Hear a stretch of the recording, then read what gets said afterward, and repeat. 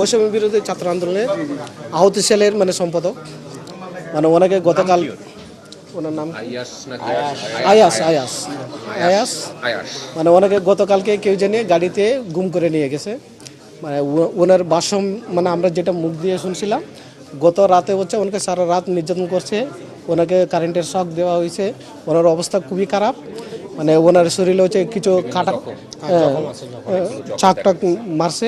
আয়েস নামে যে ছেলেটা মানে আমাদের অফিসে আহত হয়ে আসছে, মানে তাকে জিজ্ঞেস করা হলো, উনি হচ্ছে আমাদের হচ্ছে বৈষম্য বিরোধী ছাত্র আন্দোলনের আহত সেলের মানে সম্পাদক। উনি হলো গতকালকে শাহবাগের আশেপাশ থেকে মানে কেউ জেনে তাকে গাড়ি করে গুম করে নিয়ে গেছে। নিয়ে যাওয়ার পরে তাকে হচ্ছে সারা রাত নির্যাতন করছে। আপনার হচ্ছে ওনার শরীরে চাকু দিয়ে কিছু কাটাকুটা আছে। উনি বললো আবার কারেন্টের শক দিছে।